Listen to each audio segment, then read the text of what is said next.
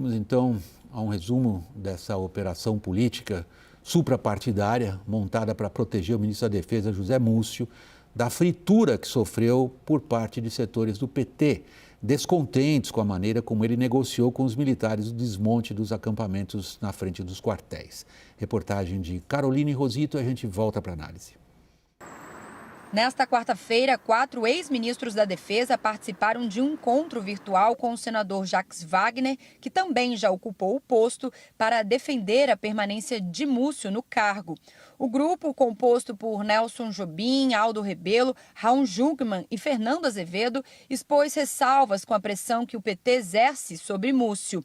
Apesar da fervura, até aqui, Lula não deu sinais de que pretende retirar o ministro. Segundo apurou a CNN, Múcio entende que os ataques vêm de integrantes do primeiro escalão, tanto do governo quanto do PT. A pressão, contudo, não tem a adesão de ministros palacianos, como Alexandre Padilha, das Relações Institucionais, e Rui Costa, da Casa Civil. Múcio tem repetido que pretende permanecer no cargo até que Lula o mande sair. Na noite da última terça-feira, o deputado André Janones, aliado do PT nas eleições, foi às redes sociais para anunciar que Múcio estava em vias de entregar uma carta de renúncia ao presidente Lula. Cerca de 30 minutos depois, Janones voltou atrás no que havia dito. Múcio precisou divulgar uma nota oficial desmentindo a informação. Na defesa, a avaliação é de que Janones está sendo usado pelo PT para queimar a imagem de Múcio até que ele seja forçado a deixar o cargo. Essa ala do partido espera que Múcio renuncie espontaneamente para poupar Lula da tarefa de demitir um aliado antigo ainda com poucos dias de governo. Múcio é amigo pessoal do presidente Lula e foi escolhido para chefiar a defesa justamente por conta de seu perfil moderado, dado à acomodação e ao diálogo. Por conta do bom relacionamento que mantém com os militares, chegou à pasta com a missão de distender a relação do petista com as Forças Armadas. O relacionamento de Lula com os fardados foi bom em seus 2 primeiros mandatos, mas na avaliação do governo, o comando da defesa vai precisar de habilidade para administrar o convívio com as Forças Armadas após 4 anos de governo Bolsonaro. A atuação de Múcio no trato com os acampamentos golpistas que estavam instalados em frente a quartéis do Exército foi muito criticada por petistas. O ministro chegou a dizer que via nos manifestantes legitimidade democrática e defendeu uma solução pactuada para o imbróglio que não incluía a retirada compulsória dos acampados. Múcio garantiu ao presidente Lula que a movimentação nos locais diminuía e que a situação era controlada. 2 dias depois, os mesmos grupos promoveram a depredação de prédios públicos em Brasília. Aldo Rebelo, qual é a leitura que você faz hoje da relação entre o presidente da República e os comandantes militares? Boa noite, William, boa noite, Caio, boa noite, Yuri, boa noite aos telespectadores. William, eu acho que a situação é grave, não por qualquer risco institucional imediato.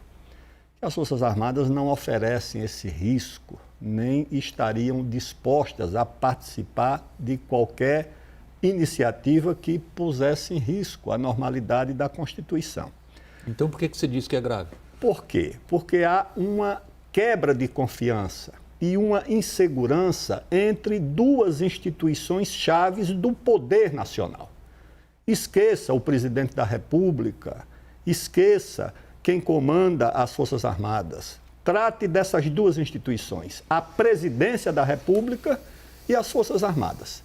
Quando você tem uma insegurança dessas 2 instituições, que são instituições chaves no poder nacional, você tem uma fragilidade muito grande do país. Como é que esse país vai ter coesão, vai ter unidade para enfrentar os graves desafios internos e na geopolítica, com essas 2 instituições olhando uma para a outra com desconfiança? E com desconfiança que vai sendo, lamentavelmente, alimentada por erro de parte a parte. Em primeiro lugar, os militares jamais deveriam ter permitido o acampamento de quem quer que seja nas áreas adjacentes aos quartéis, que são áreas de segurança nacional. Tem lá o decreto definindo 2 quilômetros, 2.000 metros ou coisa aproximada, que são áreas de segurança nacional, portanto, não pode, por nenhuma razão ideológica, política, nenhum movimento social pode usar essas áreas para promover manifestações. Nem o regime militar permitia isso. Aliás, tratava com certo desdém as vivandeiras que iam em busca dos granadeiros, como disse o presidente Castelo Branco. Então, esse é um caso onde houve, de fato, negligência, não podia se permitir isso.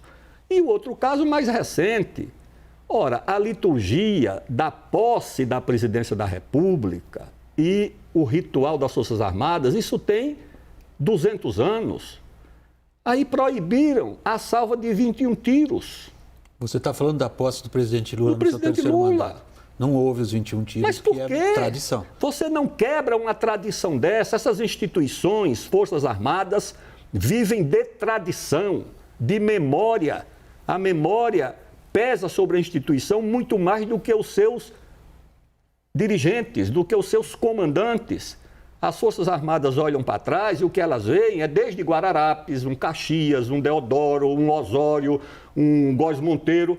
Dessa memória viva as Forças Armadas. Aí chega alguém, não sei se do cerimonial, e diz, não vai haver salva de 21 tiros por alguma razão qualquer. Isso é inaceitável. Isso contribui para quebrar a confiança numa situação que já é delicada. Então, é preciso haver um esforço grande da Presidência da República e das instituições militares para a redução desse coeficiente de atrito. Vamos examinar esse ponto agora. É ruim para o país. Você quer começar, Yuri? Bom, podemos ir lá, porque achei interessante que o ministro Aldo colocou, porque, e aí eu me ative outro dia num aspecto que foi também dessa série de tradições, a questão de substituição do comando das três forças. Já é a segunda substituição consecutiva que ela não ocorre de forma tranquila. A gente viu essa transição dos comandantes que encerraram o mandato do presidente Jair Bolsonaro e os atuais, que vão ficar no governo do presidente Lula, cada sucessão em cada força teve algum ruído, não foi 100% tranquila. E a deles próprios, desses antecessores, naquele 31 de março do ano passado, agora já me fugiu, foi de 21, né? Também foi ruidosa, ainda lá sob decisão do presidente Jair Bolsonaro. Ou seja, tem aí um componente de... Eu concordo com o ministro que todas essas tradições são importantíssimas para instituições como o Exército, Marinha e Aeronáutica, mas já tem um componente aí há algum tempo que vem causando esses ruídos, vem contribuindo e, de fato, a grande questão é como é que faz agora para... Se é pasta de dente que saiu do tubo ou se dá para recosturar essa trama de confiança que é necessária entre presidência e Forças Armadas. Aldo, se você descreve a relação com a palavra desconfiança, supõe-se que alguém seja capaz de reatar laços. Nós vimos essa série de articulações que incluíram a sua pessoa, mas também a de outros ex-ministros como Nelson Jobim, como Raul Jungmann, como o próprio general Fernando Azevedo, com a participação de outros generais da reserva que ainda têm uma considerável influência sobre os companheiros de farda ou que ainda vestem farda. O que vocês conseguiram? Eu creio que, num primeiro momento, muito importante foi que todos nós, inclusive o ex-ministro e senador Jacques Wagner, estivemos de acordo. Perdoe, também participou, desculpe. Estivemos de acordo sobre o diagnóstico da situação. Ou seja, que é preciso fortalecer e proteger na sua função institucional o ministro José Múcio, que é um homem preparado, capaz, goza da confiança do presidente da República, goza da confiança das Forças Armadas, tem a capacidade política de promover a redução do coeficiente de desconfiança e de atrito nas duas áreas, nas duas instituições. Não estou falando aqui do presidente Lula, que no primeiro mandato e no segundo teve relações muito boas e é bem avaliado pelas Forças Armadas. Eu estou falando da instituição Presidência da República, porque tem o seu entorno, tem as suas influências. E nas Forças Armadas também. É preciso pactuar compromissos que reduzam essa desconfiança. Em primeiro lugar, a garantia de que ninguém vai mexer nas tradições dessas instituições, no currículo, porque vive aí uma obsessão de setores do PT que tem que mexer no currículo. Eu acho, Você está falando do ensino nas academias. do ensino nas academias. Eu acho que deve mexer, por uma razão exatamente oposta à que os setores do PT defendem, tá certo? Eu defendo que o currículo seja modificado por outras razões. Aí a desconfiança de que as promoções das Forças Armadas, eu acho que o presidente Lula não vai fazer isso. Mas a pressão de setores da própria base de apoio do governo gera um clima de insegurança. A modificar o artigo 142, eu nunca vi as Forças Armadas reivindicarem, elas como instituições, uma interpretação própria do artigo 142. Isso é feito por políticos, juristas, não pelas Forças Armadas. Elas nunca reivindicaram a tutela que alguns enxergam no artigo 142. Então, eu creio que é preciso que atores relevantes, que sejam ouvidos, que tenham algum tipo de autoridade, ajudem a recompor o compromisso e a convivência entre essas duas instituições, porque são muito importantes para o Brasil. Vamos contrapor o que você considera que seria a situação ideal, que é a que você acabou de descrever. É necessário que haja um esforço para superar isto que você mesmo qualificou como ambiente de desconfiança, com uma situação delicada e grave, com a realidade da política. Quanto que vocês dois, particularmente, dois repórteres políticos sentados conosco aqui à mesa, que vocês dois, nas conversas e nas apurações que vocês têm nos ambientes políticos, enxergam no governo e no presidente Lula a disposição de fazer isso que o Aldo está dizendo que seria a situação ideal, ou não? Ou considera que a politização é algo com a qual não dá para lidar? Bom, nas conversas que eu tenho, eu considero que sim, que há uma disposição do presidente da República, mas o governo não é só ele. A forma como o Lula distribuiu o núcleo do poder, não estou falando todo o governo, privilegiando aliados fiéis petistas, né? Basta ver a composição do Palácio do Planalto, quando se aventou que outras pessoas de outros partidos poderiam estar ali dentro. E vejo também nesse ataque ao Múcio, muito mais um ataque desse entorno petista, núcleo duro petista, do que do presidente. E digo porque o PT ele tem uma dificuldade de aceitar quem não é do mesmo campo político que ele. Não estou falando que isso é um privilégio do PT, então vimos aí o que aconteceu no domingo, enfim. Mas estou falando que o PT tem essa dificuldade. É curioso que o PT, você não vê uma palavra do PT contra o Gonçalves Dias, ministro do Gabinete de Segurança Institucional. Você não vê uma palavra do PT contra o Flávio Dino, ministro da Justiça, mas você vê contra o Múcio, que não é do mesmo campo político. O Múcio é um cara de direita, que não tem partido, não tem base. Então, esse conceito de frente ampla, para você colocar no governo, ele acabou afetando isso também. E está afetando essa aparente fritura do Múcio. Porque para o PT, a frente ampla na economia, colocar a Simone lá, colocar o Alckmin de vice e tal, beleza, dar os ministérios para quem deu, da forma como deu, principalmente União Brasil, para ter número, para ter voto lá no Congresso, beleza. Agora, para tratar dessa questão com militares, o PT tem uma resistência muito grande de ser alguém que não é do mesmo campo político que ele. Aldo, nós começamos essa edição do WW nos referindo à politização das Forças Armadas, que eu qualifiquei como talvez um dos piores legados da gestão Jair Bolsonaro. Na sua avaliação, e você conhece de perto e direto do que eu estou falando, qual é o grau de contaminação, sobretudo no alto da hierarquia? Não é grande, porque o ex-presidente Jair Bolsonaro nunca gozou de muito prestígio na hierarquia das Forças Armadas. O presidente Bolsonaro, ele era muito querido, muito respeitado naquilo que chamam os graduados, tá certo? Que não, são os não oficiais. Ele sempre teve apreço porque atuava como uma espécie de sindicalista, defesa do direito dos cabos, dos sargentos, dos tarifeiros. E se uma coisa que as Forças Armadas não querem na instituição é exatamente o sindicalismo.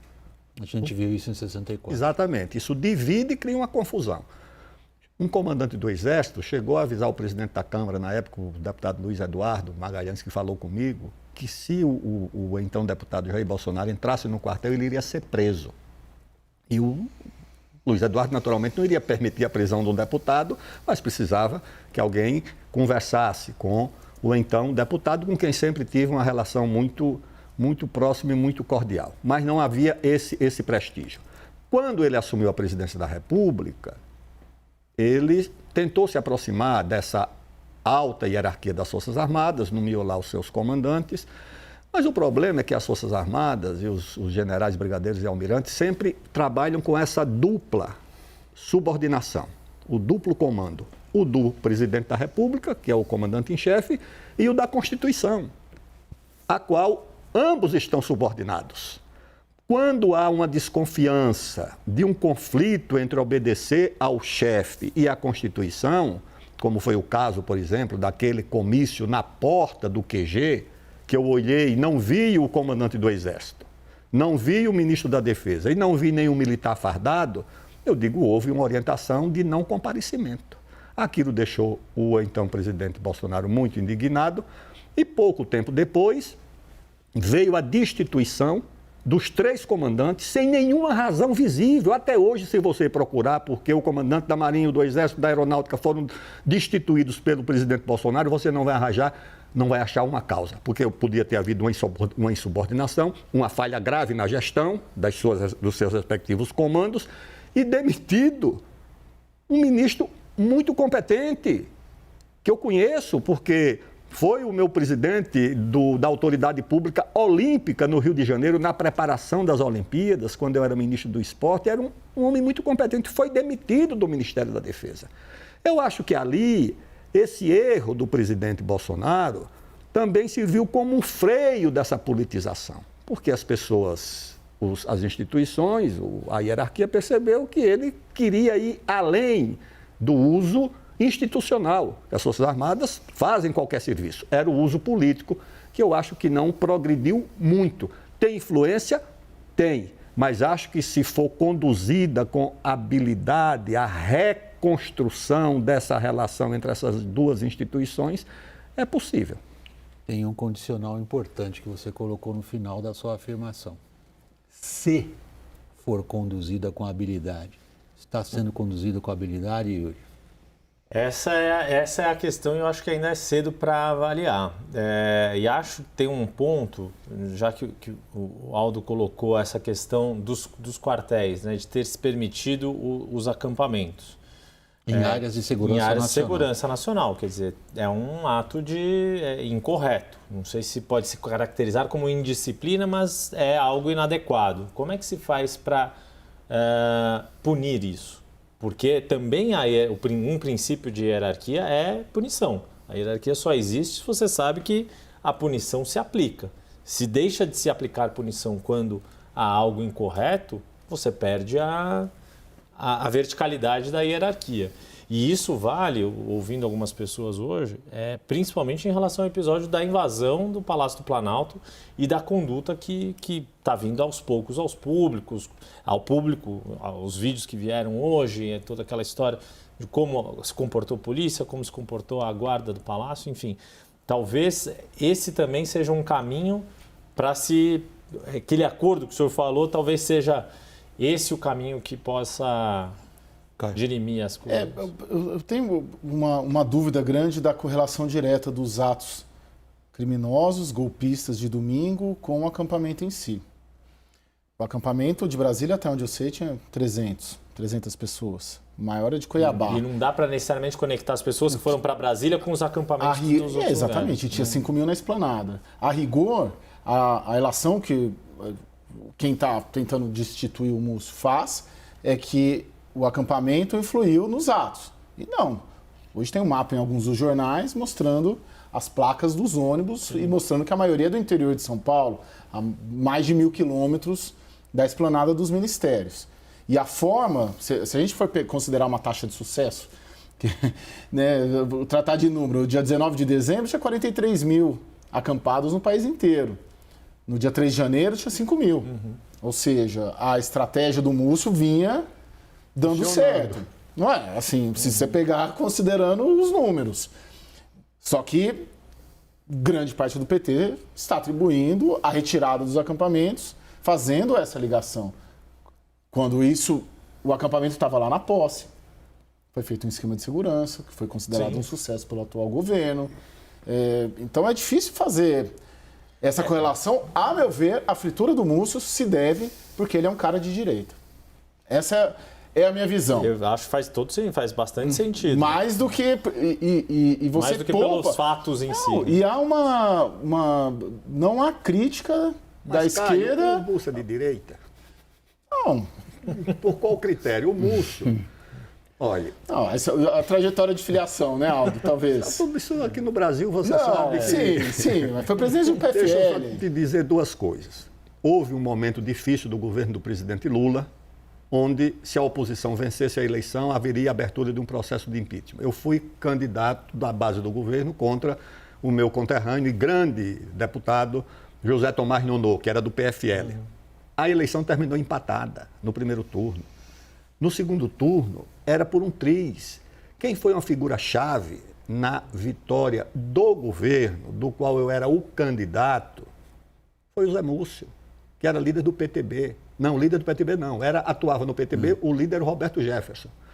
Depois, ele foi líder do governo do presidente Lula. Ele foi ministro, coordenador político do governo. Ele foi indicado pelo presidente Lula para o Tribunal de Contas da União, de absoluta confiança.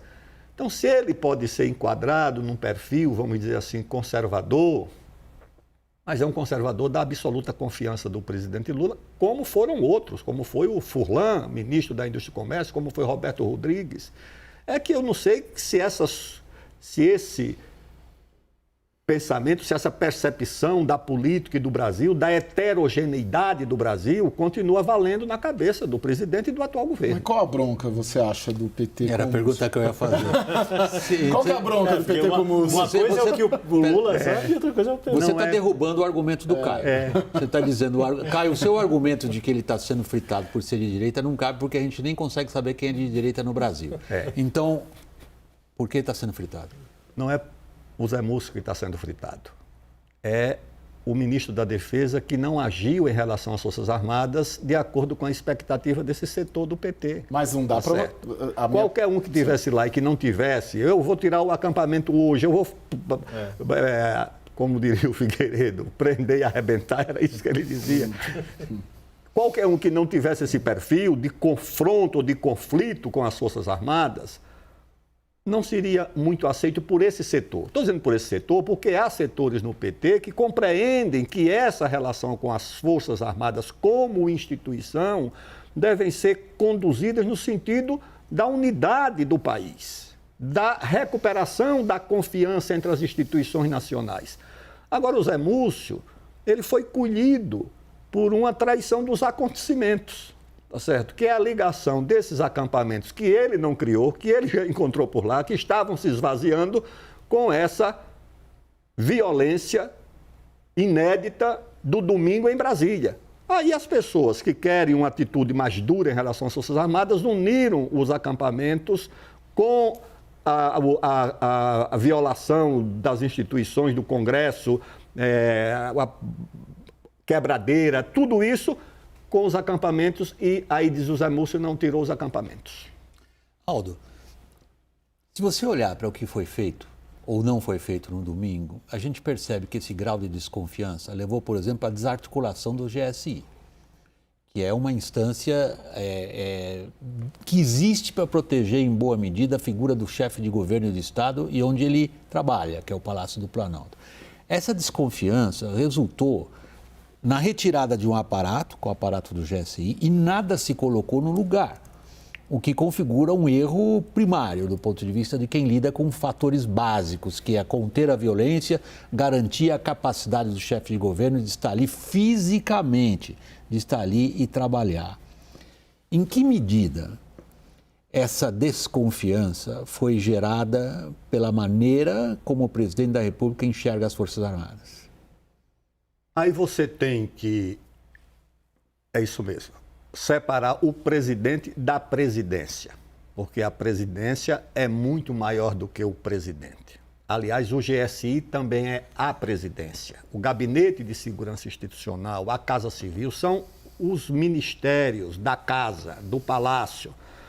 O GSI é simplesmente a instituição que coordena a segurança e a proteção do presidente da República, do vice-presidente, na sua moradia e no seu local de trabalho. É o Gabinete de Segurança Institucional quem requisita a tropa que está sob o comando do Comando Militar do Planalto, mas só é mobilizada pelo Gabinete de Segurança Institucional. Ela foi requisitada e não veio?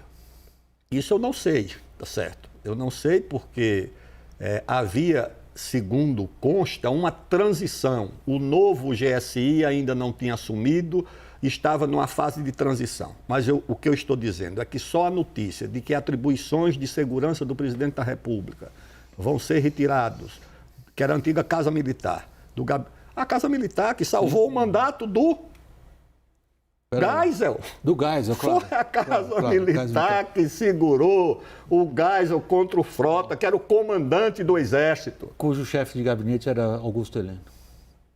Do Frota. Do Frota. E Hugo Abreu era o Do Geisel. do Geisel. Ele que fez a operação, que protegeu o mandato do Geisel contra o ministro do Exército. Portanto, o GSI, que é o herdeiro do Gabinete Militar, da Casa Militar, é quem tem a responsabilidade de requisitar ou o regimento de cavalaria, ou o batalhão de guardas do Palácio, ou a polícia do Exército, ou as outras unidades que estão ali para proteger o presidente, o vice-presidente e as áreas onde eles trabalham e onde eles vivem. Quando você cogita de desativar... Passar para a Polícia Federal, como se diz? Porque você desativa uma memória, uma prática. Você não improvisa a organização de uma instituição dessa natureza e transfere ela para uma outra instituição que é quase de natureza civil, que é a Polícia Federal. Porque essa é a ideia que se discute agora. Pois é, mas isso é um grave erro, não é? Além de grave erro, o que é que gera também na instituição? Esse pessoal não está confiando. E tem outro dado... Mas está na cara. A instituição não acha que está confiando mesmo. O PT também acabou com a figura histórica dos ajudantes de ordens militares. E isso aparentemente também... Parece que não. Parece que é uma transição até que sejam indicados os novos ajudantes de ordem da presidência, né? Eu acho que isso não é uma coisa assim confirmada. E não deve ser confirmada porque seria, por favor. Está sem, né? Estamos no dia 11 e não tem. Mas as informações que tenho é que serão designados, né, para a função. Eu acho que, pelo que eu conheço do presidente Lula, ele haverá de fazer um esforço de recompor essa relação. Eu acho que ele vai procurar conter os arrobos, né, as pressões, para o tipo de conflito que está estabelecido. E que o cerimonial da posse já foi um exemplo. A demora na escolha dos ajudantes de ordem e outros fatos, né, que vão se reproduzindo, porque sabe que essas corporações, elas se comunicam. Todo mundo sabe o que acontece e isso repercute, irradia, sai em efeito de círculos concêntricos. Acontece aqui, daqui a pouco está se reproduzindo numa escala muito maior. A gente pode imaginar o que teria sido o Geisel com o WhatsApp. Aldo Rebelo, ex-ministro da Defesa, muito obrigado pela disposição em participar aqui da nossa roda, sempre muito bem-vindo, obrigado, boa noite.